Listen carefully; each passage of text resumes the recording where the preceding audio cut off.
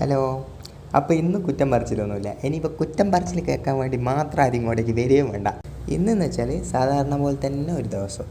ഇപ്പോൾ നമ്മൾ നാട്ടിലൊക്കെ ഉണ്ടാകുമ്പോൾ എന്താ ചെയ്യുക, വൈകുന്നേരമൊക്കെ ആയാൽ പിള്ളേരുടെ കൂടെ ചായ കുടിക്കാൻ എന്നെല്ലാം പറഞ്ഞിട്ട് കറങ്ങാൻ പോകും. എന്നിട്ട് ചായയൊക്കെ കുടിച്ച് അങ്ങനെ തിരിച്ചു വരും. പക്ഷേങ്കിൽ ഞങ്ങളുടെ നാട്ടിൽ നേരെ തിരിച്ചായിരുന്നു. ഞങ്ങൾ ചായ കുടിക്കാമെന്ന് പറഞ്ഞ് പോകുമ്പോൾ രാത്രിയാണ് പോവുക. രാത്രി പോയിട്ട് എന്താ പറയുക, എല്ലാവരും ഉറങ്ങി കിടക്കുമ്പോൾ ഞങ്ങൾ ചായ കുടിക്കാൻ പോവുക.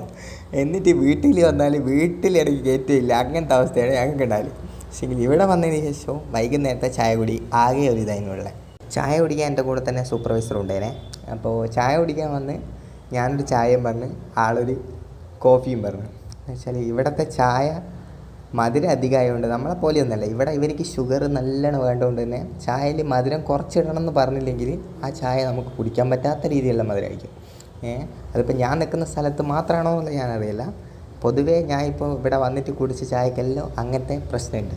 അങ്ങനെ ചായയൊക്കെ കുടിച്ച് കഥയൊക്കെ പറഞ്ഞ് ഇങ്ങനെ ഇരുന്ന് കുറച്ച് നേരം ഇരുന്നല്ല നിന്ന്. അപ്പോൾ സൂപ്പർവൈസർ ഒരു തമിഴനായതുകൊണ്ട് എൻ്റെ വായിൽ അത്യാവശ്യം തമിഴ് തട്ടിമുട്ടി വരുന്നതുകൊണ്ടും മൂപ്പർ സംസാരിക്കുന്നത് എനിക്കും മനസ്സിലാവും, ഞാൻ സംസാരിക്കുന്നത് മൂപ്പർക്കും മനസ്സിലാവും. അങ്ങനെ ഒരു ഇതിൽ തട്ടിമുട്ടി പോകുന്നുണ്ട്. അങ്ങനെ ഞങ്ങൾ ചായയൊക്കെ കുടിച്ച് കഥയൊക്കെ പറഞ്ഞ് തിരിച്ച് റൂമിലേക്ക് വന്ന് വേറൊന്നും പറയാനില്ല ഇന്ന്.